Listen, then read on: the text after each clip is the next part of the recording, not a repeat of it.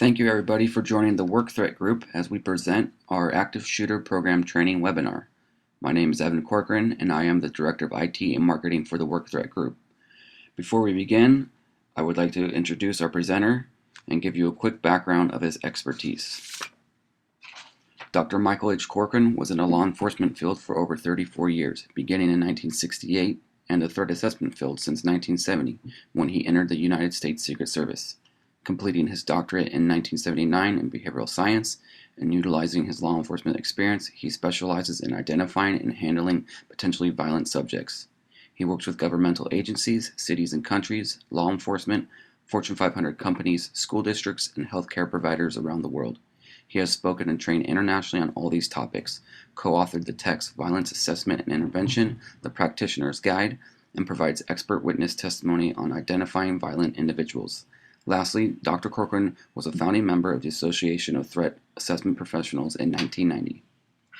Thanks, Evan, and welcome everyone. And some of this material may be information that you already know. Certainly, a lot of individuals that are getting into this is because they have some knowledge of it, but not necessarily the whole package. And I think that's important, that everyone must do their part, as the title of this thing indicates. There has to be a complete understanding, a complete package, if you will, when we talk about the active shooter program. Preparation, action, recovery, oftentimes people don't think about that, and obviously training. And so we just coined the phrase PART. Everyone must do their part, P-A-R-T. Preparation, action, recovery, and training. So let me get right into this, and certainly if there are questions, feel free to email those in, and Evan will be able to collect those and ask those during the time that we're on together, and hopefully this will be information that will be useful for you. First, I want to make sure you understand what we're going to cover today. Understanding the active shooter mentality is obviously important when you're determining what's our best course of action, what are our best alternatives. So we want to talk about that. We want to make sure that you're capable of developing your own specific program. Not only is it important to understand the active shooter mentality, but then, okay, what's going to work for you? What works for one organization doesn't necessarily work for another. No matter what you are, even if you're in the same field, just because you're in a hospital setting and someone else in a hospital setting doesn't necessarily mean that that program will work the same. It has to be something that is useful for you. And so we want to discuss that and at least give you some ideas, hopefully, in this presentation of what that really means.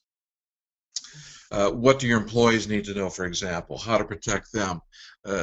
Some employers feel that they may not want to share some of this information with some of their employees because of the sensitivity of it or the nature of it.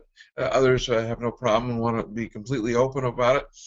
But it just depends. What really works for you? There's no exact right or wrong answer. And so we want to be clear on that. But basically, the whole concept is, okay, what do I need to do so that I have a good program? At the same time, I'm going to protect my employees. Regulatory compliance issues may very well influence what you do, because if OSHA or somebody else is saying this is what we're looking for, this is what has to be done, then you may change your idea about how it is you're going to present it to your employees, what kind of things you're going to have in place, who are the calls you're going to make, etc. So we're going to cover that too. Make sure that you understand that. What to do after a shooting. It's very probably the most common thing that everyone has looked at. A lot of law enforcement agencies, fortunately, have gone into organizations and helped them with this question. So we want to address that as well. Compliance issues again. Recovery process. Everyone is now in the compliance field saying that this is part and parcel of what you need to do. You have to have a recovery process in place too. It's kind of like in the grief process of any ending of anything, whether it be the death of someone, the death of an organization, whatever it is, there's a recovery process, a recovery period of time. What steps do you need to go through to make that happen so that you can keep going and keep going effectively?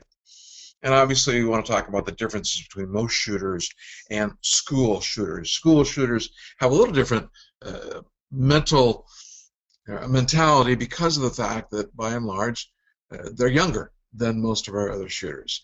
And so they're usually going about this for different reasonings. And so we want to cover that today, since today's presentation is meant more of a general sense as opposed to specifics. So let's start with the definition. An active shooter is defined by the U.S. Department of Homeland Security as an individual actively engaged in killing or attempting to kill people in a confined and populated area. In most cases, active shooters use firearms, and there is no pattern or method to the selection of victims. That's not to say that there isn't a predisposed set of circumstances, issues that cause the individual to become an active shooter. But what they are suggesting is that once they get into this environment, it appears that for the most part, there really is no specific selection of victims. A lot of people that are there will do, as it were. And while this is not necessarily 100% completely true, it is probably true more times than not. Once a person crosses that line and they're in the environment, they may very well have gone there specifically to harm a specific person. I'm thinking of the Virginia Tech shooting, where the individual went to shoot the professor. He wasn't there. He shot others. So those others served as good substitutes for a specific target. So we can't just categorically say 100% that this is true, but by and large, once an active shooter gets involved in, crosses that line, decides he's going to start shooting, now it becomes kind of a numbers game, unfortunately, and we'll go into some of that information so that you can better understand why that is. Some important facts to know. According to the New York Police Department, they've kept statistics on this, and 46% of active shooter incidences are ended by the application of force by police or security. So we're able to say that close to half of these things get stopped real quickly because of the way that police and security have been retrained in this, and they're responding more quickly. 40% end the shooter's suicide. So we're seeing a lot of that, and I think it's probably a little bit higher if we looked at beyond just New York statistics. I'm seeing a lot of commonality between the individual who is contemplating suicide and an individual who's an active shooter. 14% of the time the shooter surrenders, or in less than 1% of the cases, the violence ends with the attacker fleeing. So they don't often just come in, shoot, and then run away. I know a few cases have been involved with where they have, but it's certainly not the norm. Most casualties occur within the first 10 minutes, and that's probably one of the most critical things, because what it tells you is that you better have a plan in place, and everybody must be familiar with that plan and ready to act on it quickly, because you only have a few minutes in which to decide what to do and how to do it.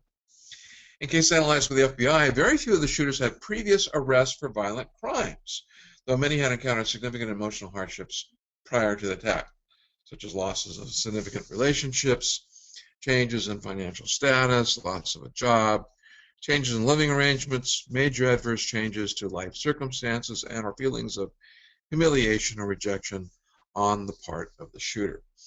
And again, by going through this litany of things that the FBI has discovered, we can see that some of the predisposition areas, or some of the precursors to the actual violent event, are really, can be very specific. In other words, if they feel that they've been humiliated or rejected by a specific person, whether it be a spurned lover or it be an employer or a supervisor, I mean, now your target's specific.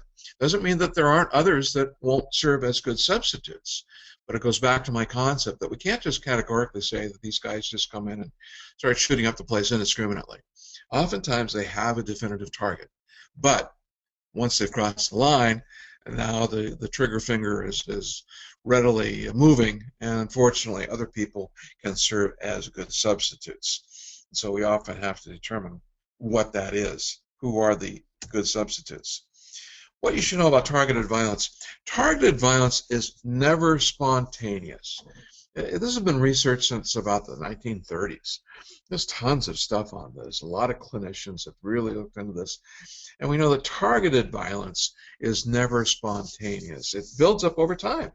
This gives us an area of preparation, if you will, where we can perhaps determine that this person's on the road to becoming a workplace violence perpetrator or becoming an active shooter.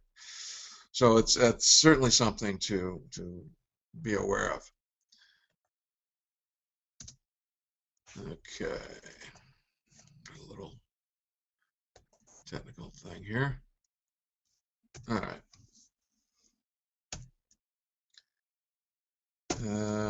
Moving along here now.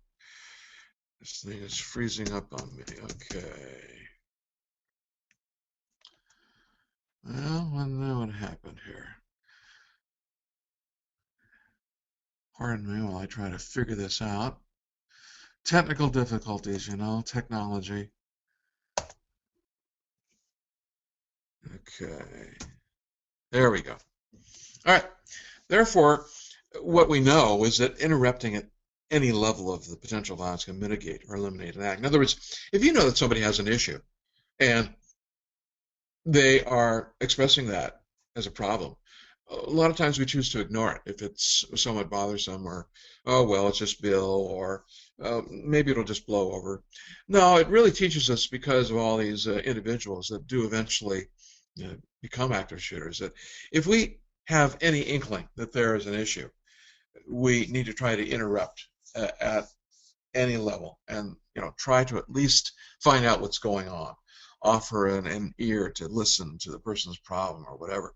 Try to get the person to vent, and maybe that way we can mitigate the act. Of course, if the person's from the outside and you don't know anything about the person, that's different. Obviously, nothing much you can do. But then it begs the question of, can others that may know the person, family members, etc., can they add to this, and can they be responsible in doing this? A spontaneous, inappropriate statement is often not as revealing as a plan and the ability to carry out that plan. It's an important element. In other words, I know a lot of people, unfortunately, from my past who have said, I'm going to kill you. And I know a lot of other people have been threatened in that way. That's usually a spontaneous, inappropriate statement.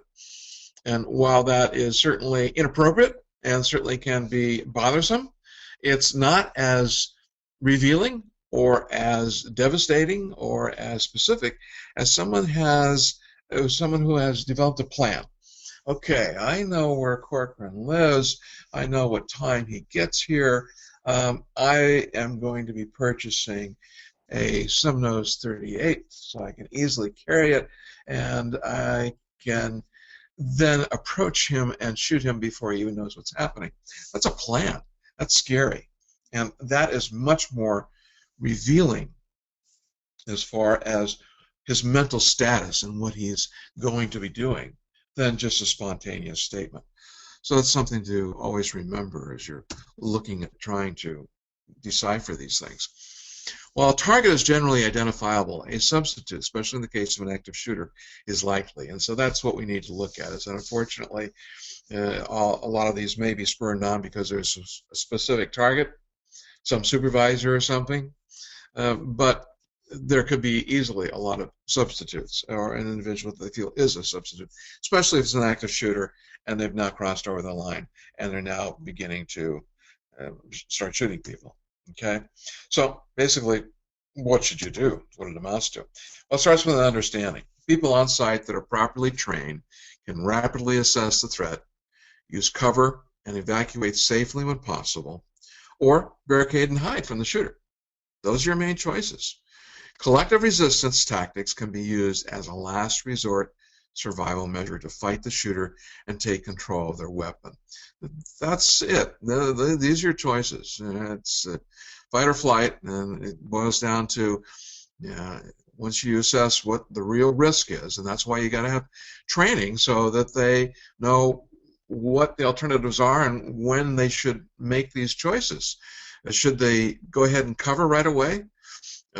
Usually best to evacuate, but you got to do it safely. Maybe barricade. Simply, if it's a person's coming down the hallway, it's time to barricade. Barricade and hide from the shooter. And if the person breaks into the barricade, maybe now it's time to attack the shooter with whatever you've got, a chair, anything, whatever you've got. So those are things that need to be thought about, but the only way of really thinking about them so that they become part of you is to go through training. You don't have to become paranoid about it. You don't have to train this day in and day out. But it's like we have fire drills, we have earthquake drills out here in California. You know, one of these kind of drills a year would be more than sufficient once you get the basic training done. But everyone must do their part. That's what it comes back to again. Remember, this includes preparation, so that you are ready to do whatever it is you need to do. What action are you going to take? You know in your mind what it is you're doing. Even if you just go over this in your mind, what they call tabletop exercises, if you will. Okay, have a tabletop exercise in your mind, whatever you feel is necessary to kind of go through it and see yourself doing something. And then, of course, thinking about recovery. What are you going to do afterwards? How are you going to help people that maybe have been wounded or are just hysterical? How are you going to make the business go back to being a business again? All these kinds of things. How are you going to deal with family members from outside, the press, law enforcement? A lot of issues that need to be discussed and talked about. And ultimately, of course, training. What kind of training? So preparation involves understanding, all right? Those who commit targeted violence generally show behaviors linked to the attack. In other words, they can be showing up at the site, and they normally aren't there. They're walking around when they should be doing their work. They've exhibited that they have an issue with a particular person. That person better watch their back. So usually when there's a commitment, and it's somebody from the inside at least, you've got some warning signs, you've got some behaviors, and those need to be addressed and brought to the right people's attentions. Attack-related behaviors generally move along a continuum. So it isn't like they just start right at square one and say, tomorrow I'm coming in with my AK-47. There's been some issues before. There's been some disgruntledness, some uneasiness, some real issues before. But most people, again, it's because we're human beings, we like to think the best of people, so we ignore it. Or we say, well, it's just Bill. Or we hope that it will just go away. And unfortunately, in today's world, can't have that kind of attitude anymore. Can't do any of that, because there may be, in fact, a buildup here, and the person then becomes an active shooter. So first of all, you know that the person is going to come up with an idea of an attack. I'm so upset, I feel like shooting Bill. Okay, that's a good start right there, because clearly he's indicating that there's a behavior that's linked to an attack.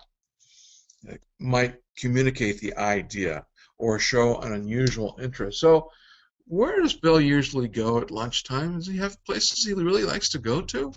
He's asking those kinds of questions, or maybe he's doing a little research on the internet, looking for weapons, that kind of thing. That's what you need to look for. The person visits the scene of the attack. Again, if they are sitting in your midst and in an office, they're already there, but they may just be walking around or looking at different things. A person from the outside, or a person who has rarely been there, now suddenly showing up and having an interest in the site, taking a look at things. Or maybe they've gone to the individual's home where their residence is. Although if we're really talking about an active shooter, again, unfortunately, they usually like numbers. So attacking a person at the home wouldn't generate as many numbers as they'd like. So consequently, the workplace or a public place is usually more in their mind. Okay. Again, we know acts of targeted violence are neither impulsive nor spontaneous. It's very important. So we have the time, but we got to do something about it. So planning evolves around a series of factors. Identify the target or targets or their replacements, who would be a good substitute for it. Determining the best time. This is all the different things that the active shooter is thinking about, because they've got to develop this plan. We've shown that they all develop plans, some perhaps not as good as others, but nonetheless, they have to take the time. So it involves some work, and therefore that's why we know it's not spontaneous or impulsive. So they've identified who they want to shoot, they determine the best time to do this, determine the best means in the approach. What kind of guns should I carry? How many guns? How much ammunition do I need? What's the best way to go in here? Front door, back door?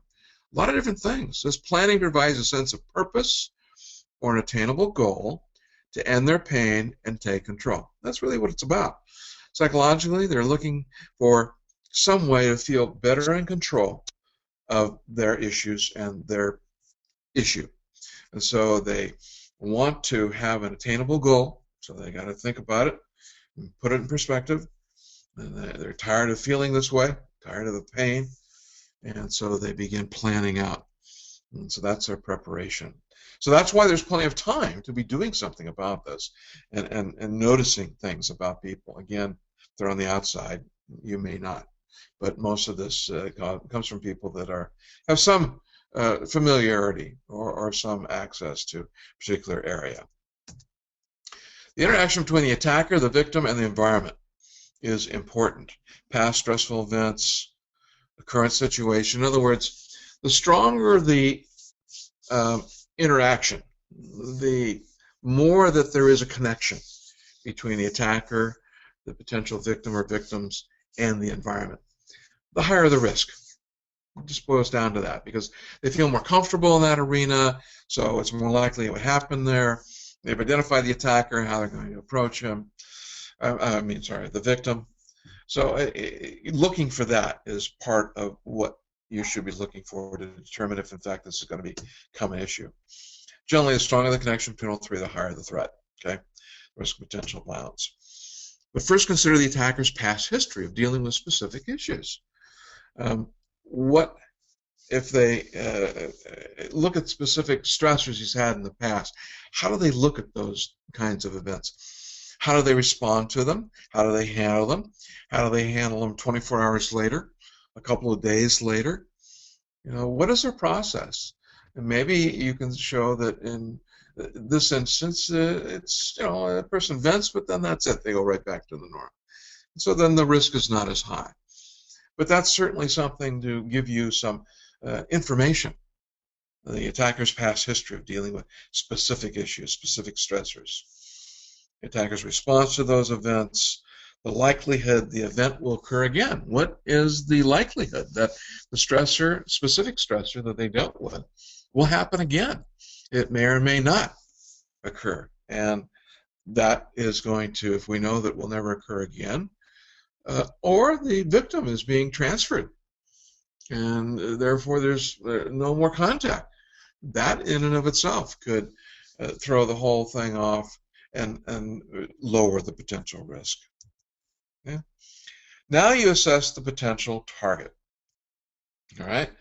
How familiar is the target to the attacker? Remember, more familiarity, actually the higher the risk. How accessible is the target? Will others do? If the person is living in California and they say they want to kill the President of the United States and going to take out all the Congress and all the cabinet, they're going to start with the President, not a strong risk at the time, not a primary risk at the time, because they're in California. Okay, do they have access? Can they make it all the way to D.C., first of all? Especially when you're talking about all the cabinet, Congress. Okay, what's the likelihood of that? But so how accessible is the target? Then, of course, the question is, will others do? Finally, look at the current environment that also includes the potential victim. What's the likelihood the attacker's past stressor will reoccur? So if, in fact, that is an issue, then that could be a trigger, and you have to see if you can modify that or diminish that. How others will respond to this behavior. In other words, if an individual is experiencing a stress and he brings it to the coworker's attention or even his supervisor's attention, and they all kind of say, oh, just deal with it, don't worry about it. Maybe that's not so good, because that tells the other person that, gee, you're kind of discounting me. And so that's something to consider, how others may respond, because they may unbeknown to them, have contributed to the issue. They may even encourage it. I've seen cases where individuals have said, well, you don't like it, do something about it. Don't just sit there, man, go do something about it. So they might encourage you. And other environments say, let's get you the help, let's figure out what's going on, let's resolve this. So you have to look at all of those. Do they support, accept, or ignore the threat? That's what I was just talking about. And then do they express disapproval? So it's not appropriate to be talking like that. Let's get you the help that you need, or let's talk to the supervisor and see if we can work this thing out. Why threat assessment principles apply to shooters? Okay. Sometimes I'm just thinking, I have a lot of people that just say, well, threat assessment principles don't really apply to an active shooter because they just start indiscriminately shooting at people. And that's not exactly true, as we've already discussed. But let's hear from those who have spent years assessing and interviewing mass murderers. Don't take my word for it. These are the experts in this arena. Dr. Michael Welner, a New York University School of Medicine forensic psychiatrist, said that orchestrating a murder spree is something that is fantasized about, planned out, and rehearsed for weeks, months, or possibly years before the shooting occurs. Planning is an important component for the gunman. It gives him an advantage of having a dress rehearsal for the crime. So you can see there's plenty of lack of spontaneity, plenty of time, and things that are noticeable, but we have to do something about it. The shooting becomes a statement of whom they want to be. These are crimes in which the perpetrators aim for immortality and spectacle immortality and spectacle, and see the shooting as their crowning achievement.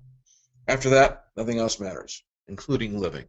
That's why so many of them get shot, and they're looking to get shot, or they just commit suicide. Okay. Dr. Scott Thornsley, Associate Professor of Criminal Justice at Mansfield University. It is typical for a shooter to choose a location of attack ahead of time, and he will typically select a place where people feel safe, such as a restaurant or a school. He controls the day, the time, the location, and the weapon he's going to use. So see, he's put a lot of effort into this, a lot of thought into this. There's a lot of planning involved in this.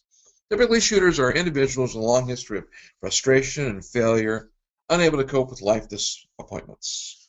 Quite often, the shooter blames others for their unhappiness. Lack of emotional support with friends or family also adds to the shooter's frustration. Shooting occurs when a life problem has emerged and they are overwhelmed. So you can see where a lot of warning signals here to friends, family, and in the workplace. This will be very prevalent. It'll be very noticeable. And so it really behooves us all to be aware of it and then to decide what actions we want to take. Sociologist Joseph Gasper with Johns Hopkins, issues surrounding challenged masculinity are also connected to how lethal violence is viewed in America. Relationship problems and a history of rejection are also contributing factors to the shooter's motives. They have no social outlets, and bullying certainly contributes to that. So again, I go back to perhaps the environment has really kind of pushed them over the edge. Sometimes some individuals are very insensitive, or sometimes they truly are bullies, and they bully an individual who finally says, that's enough, I'm going to take control, and I'm going to do it with a gun. So we have to look at our total environment when we're really looking at what are the things we can do to lessen potentials of violence, especially an active shooter. Dr. Lawrence Miller, clinical and forensic psychologist, the violence-prone individual is typically an externalizer. He's looking for someone to blame, and his reaction often involves a noxious brew, persecutory ideation, projection of fault, and violent revenge fantasies. This is partly due to the general sense of narcissistic entitlement and tendency towards impulsive self-gratification, paradoxically fueled by his self-perceived incompetence to take any real constructive action. In other words, it's a loser. And unfortunately, he's not going to accept blame for where he's gotten himself into, and he's going to say it's all your fault. And he's going to blame somebody else, and he's going to figure out, okay, so I got to get even with this guy. I got to show him. I got to take control. So I can get a gun, and I'll show him. And that way he'll feel better about himself. But it really is not anything that's going to be really set him where he feels good about himself. But he's thinking that way, that at least it'll put him in control. And So this is oftentimes what they think. As these thoughts and emotions continue to percolate, the individual increasingly isolates himself from the input of others and accretes a mindset of self-justified martyrdom, often leading to hopeless suicidality with a retaliatory tinge. So eventually he just gets to the mindset where he doesn't care what anybody says or anybody does. Nothing else is going to work. He has been rejected for the last time. He's going to take this personality, doesn't care if he lives or dies in getting it done. That's what often is the process they're going through. Dr. Michael Stone, professor of clinical psychiatry at Columbia College. Usually, you're dealing with an angry, dissatisfied person who has poor social skills or few friends, and then there is a trigger that sets them off. Of mass murderers, 96.5% are male, and a majority aren't clinically psychotic. Rather, they suffer from paranoia and often have acute behavioral or personality disorders. Let's look at the school shooter now. In a little different view. Some similarities, of course, but there's a few different things that we need to look for. You still consider the three critical elements: the attacker, how they've handled issues in the past, how do they interact with others, and has it changed recently? Any change in behaviors is a good indicator. Why is there a change? If it's a positive change, we usually think, oh, well, that's good. Maybe, maybe not. Maybe the positive change is one that they've just done to placate people or to put on a false sense of feeling better or looking better. So any change in behavior is something that needs to be investigated. Right? Obviously, we need to consider the victim. How familiar is the target to the attacker, the victim? Will others serve as substitutes? And that's an important aspect. And obviously, finally, the third critical component is the environment. How likely is the perceived stress going to continue from this particular environment, and how do others respond to the attacker? Are they, in fact, perhaps contributing to the issues? The stronger the relationship, remember, between these three main issues, the higher the risk. The Secret Service study for the U.S. Department of Education, offenders tend to be male. 40% were part of mainstream social groups, so they interacted with their peers. 75% of the attackers were white. 40% were in extracurricular activities, so a lot of them were involved in extracurricular activities, so they seemed quite normal. Most attackers are from intact families, just like they come from fallen apart families or divorced families. It's mostly intact families. Suspensions, disciplinary problems, and expulsions were uncommon, and 40% were A or B students. Only 5% were failing. So it kind of goes against what you would normally think of, perhaps, as someone that would stoop to this kind of level or have to resort to this kind of level of being an active shooter. 2/3 had never had a psychiatric evaluation. Of those who did, only half met the criteria for psychiatric disorder. So it's kind of like what everyone has been saying about a regular active shooter. Most of them have not had a psychiatric disorder. They are not in a psychosis. They just have some other personality conflicts or character disorders.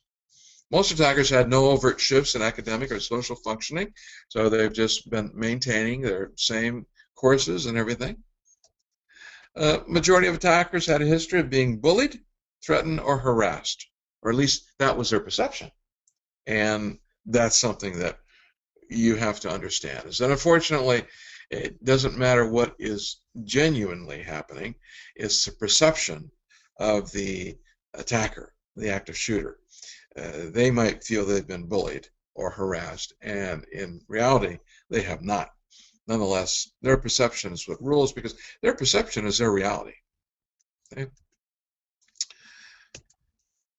50% had an interest in violent media, games, movies, etc. I would have thought that to be higher, but it's interesting. Only 50% had this interest. 50% had weapon fascination. Again, I would have thought it would have been higher, but only 50%. 33% had a history of violence. 25% had a history of arrest.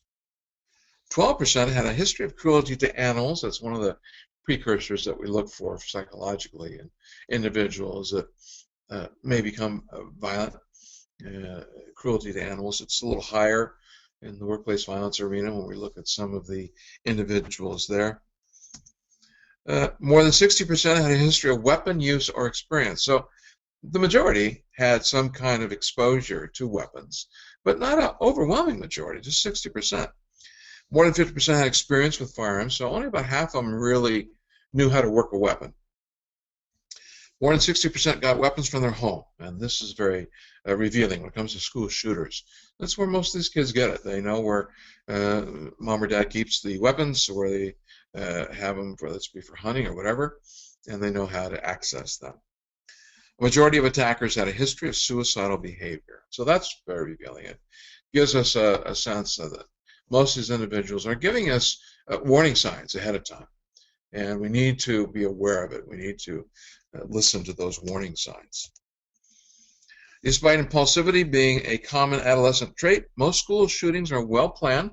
So again, even though there is the occasional impulsiveness school shooting, I mean, extremely rare, again, like every other active shooter, it's mostly well planned. Referring adolescents for psychiatric assessment usually just results in an angry adolescent who's going to minimize their symptoms. In other words, they're not going to talk to the shrink, and the shrink's going to say, well, he's got some issues, but remember, most of these people are not psychotic, and so there's really nothing there for the psychiatrist or psychologist, other than the person may have exhibited some character disorders or something, but it's minor stuff usually, because these kids are not dummies and they know how to present themselves in a good light. Other people were aware of the attacker's intent 80% of the cases. In other words, overwhelming majority of the people who committed an active shooting, others were very aware of the attacker's intent.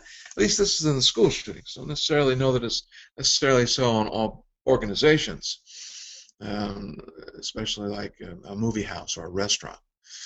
But certainly in the school systems, we know that this is true, that most of the individuals have shared this information with their fellow students, people that they've talked to, others that they associate with.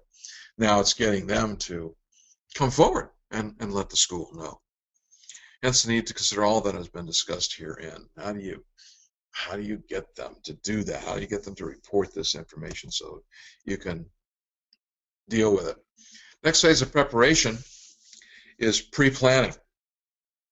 So these considerations are specifically listed in the 2011 American National Standard for Workplace Violence Prevention and Interaction Program. Right? Thus, when asked about compliance issues, these are the issues you must consider for your work environment.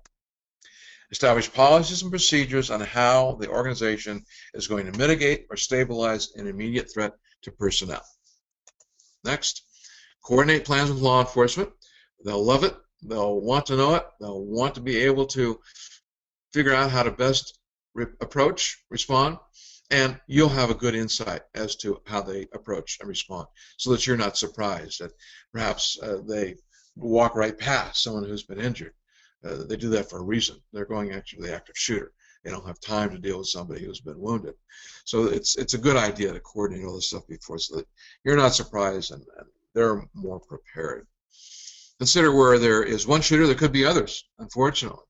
Certainly law enforcement is always aware of that, but just from a layman's perspective, if there's one shooter, there could be another. Not uncommon to see, certainly I don't want it to seem like it happens all the time. It rarely does, but this has happened, where an individual comes in as an active shooter, but basically kind of forces people out of the environment into another shooter's sights. They've been waiting on the grassy knoll, as it were, and they start picking people off that are coming out of the organization. So take that into consideration. Develop training for all employees, but especially the threat assessment team, on what to look for, as well as what to do and who to report to when an incident occurs. Okay, the American National Standard. When violence erupts, immediately calling 911 is critical. However, it's not a panacea. Mobilizing emergency responders takes time. Studies show that once violence begins, actions with the greatest impact on the outcome will be taken by persons already at the scene before law enforcement arrives. It's going to take a few minutes, no matter what you do, before law enforcement gets there, depending upon your environment. For that reason, emergency responders should be considered as merely one element of a broader violence response plan. That's why they're talking about all this preparation, pre-planning, and training. Critical. And now you've got it as a national standard. This is what you need to do. What action do you need to take? Well, maybe move to a safer location, report the incident, obviously, provide emergency personnel with as much information as possible so they can respond more positively, prevent others from being in danger by advising them to escape or to seek shelter. If there's some way you communicate that to others, put that plan into action, but it may not be. You have to decide if that's going to work for you. Be prepared to use force to defend yourself or others. That's the ultimate. Hopefully it doesn't get to that, but you've got to be prepared because it may have actually happened. Provide first aid when necessary. Once you consider all these other issues, you feel you're in a safe environment, everyone else is safe, the shooter's not active, then provide the first aid. Secure the areas affected as soon as possible. Again, it helps to make sure that the shooter's not there. It also preserves any elements or evidence of the crime. Comply with responding emergency personnel, goes without saying. Account for all employees or determine their status. So have something in place. So you probably have something from an earthquake or fire drill where you have something like that in place. You can just make it applicable to this type of thing as well. If reasonable, possible, alert all of potential danger through the building paging system or whatever system you may have. Consider it and take action with it if it's reasonable. Next consideration is recovery, also a compliance issue, as it too is outlined in the national standard. An organization should consider a business continuity plan for incidences of workplace violence, particularly significant incidents resulting in injury and death. For the purpose of the section, it is assumed that the immediate incident is stabilized, some form of resolution has been achieved, a determination has been made to resume operations, and a potential for renewed escalation or a new threat exists. So in other words, the whole thing's blown over, but nonetheless, you want to get back to work, and you want to be prepared for the potential that there could be a new threat, but which most importantly you want to do is get everything back to the norm, get everything back to work. Be prepared to talk to family and friends that may seek information from the outside. Be prepared to address the media. All those kinds of things need to be done. And most business continuity plans allow for that. So you may already have something in place, and you can just play off of that, and that makes sense. General elements of the recovery plan determine priority responses for life safety, evidence preservation, asset preservation, and then you have to contain the crisis, secure the areas affected, secure the witnesses, make sure that these people are secure and safe and that they're feeling comfortable, determine the facts as best as possible, determine if other things should be done to preserve safety going forward immediately, and then determine the potential of additional violence or another threat. Look around, determine if there is anything. Hopefully by then law enforcement will be there and they can assist in that.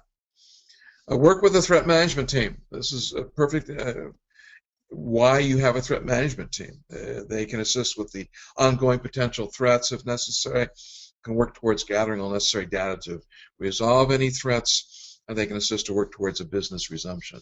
So your threat assessment team, your threat management team can be very helpful in the recovery process. Determine who's going to deliver what immediate notifications. All management needs to be updated at all sites that you may have. All employees must eventually be notified so that they know what's going on. There's going to be lots of people that are having lots of rumors going around. And so what you want to do is make sure that you notify everyone appropriately. Next of kin or intimate partners need to be talked to be assured that people are fine or that they've been taken to a hospital or that perhaps they're deceased. And that has to be addressed as a very real possibility. Regulatory agencies are going to be on your doorstep, whether it be OSHA or whomever. Just plan on it. Might not be today, but very soon, unfortunately, they're going to be there. News media, and unfortunately each of the news media has different requirements. The TV and TV people want something right now. They just want a quick little. You're there. They put the mic in front of you, and it's down and dirty. 2 minutes, 1 minute. Radio needs a little bit of more information. You might talk to someone on the radio for 10 to 15 minutes so that they then edit and decide what they want to put out on the radio. Written press is going to want a lot of information. They're going to want anything and everything, and they're going to want to do a lot of interviewing, and they're going to ask for a lot of information. So you have to be prepared for that. You can't give what you would just give to the TV, to the written press, expect them to go away. You're not going to do that. Okay? Determine who's going to deliver what with the ongoing notifications to all key stakeholders listed in the previous slide and to all others, customers, clients, contractors, everybody. So that has to be put into the recovery plan. Determine what additional resources are necessary. Do you need additional security, temporary or additional work staff? Call mental health assistance and legal assistance to help people to address their issues and business continuity. What can be shut down versus what needs to be sustained? What needs to be implemented for employee management? So all of that is part of the recovery plan. Again, you may already have that in place. If you don't, even the national standard says now for workplace violence event, active shooter event, you got to have it. So you've got to be thinking about this. Last consideration we talked about was training. It's evident from all this that there's just a myriad of training components necessary to cover all the aspects of an active shooter and to ensure regulatory compliance. It just isn't something where you call law enforcement come in and teach you the immediate ways of duck and cover and that kind of thing. Very helpful, but there's more involved, and that's why there's lots of training. The education of all personnel on how to institute the common run, hide, fight mantra for active shooter situations is about one element. It can often be accomplished inexpensively as well as wisely with your local law enforcement. So I think it's a great idea. Work with local law enforcement, and they can give you the basics of run, hide, and fight. They may only spend 20, 30 minutes of training because it really is not a whole lot to get into.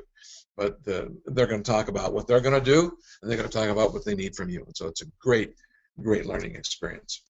However, something like a threat assessment team should sit down with a qualified expert in this field, as well as key stakeholders within the organization, to determine best policies and procedures, and then the training commences.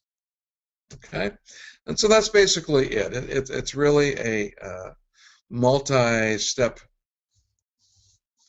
program. An active shooter can virtually happen anywhere. The beauty of it is it's not spontaneous.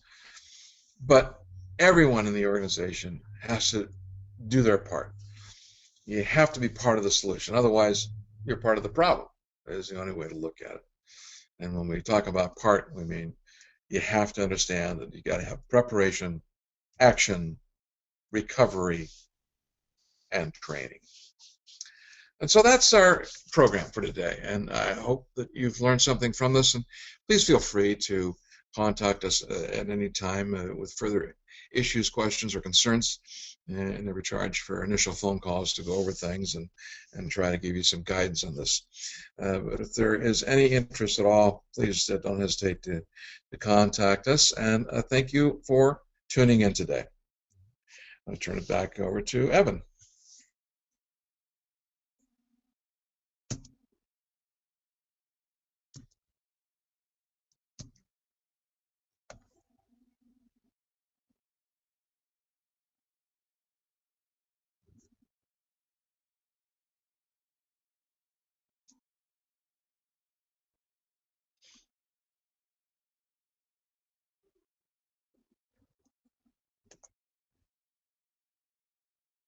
All right, thanks everybody for attending. If you have any questions, go to our website, workthreat.com, or you can email any one of us directly at info@workthreat.com. Thank you.